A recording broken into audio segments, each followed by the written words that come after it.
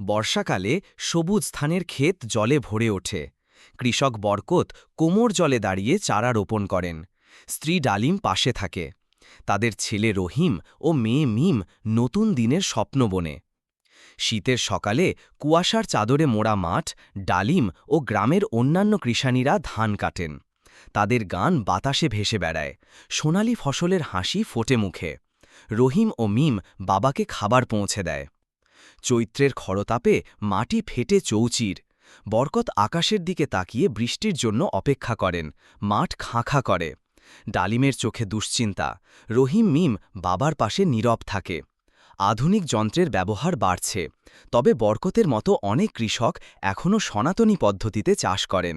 প্রকৃতির ওপর নির্ভরতা কমে না। বাম্পার ফলনের হাসি ফোটে বরকতের মুখে। ভরে ওঠে গোলা।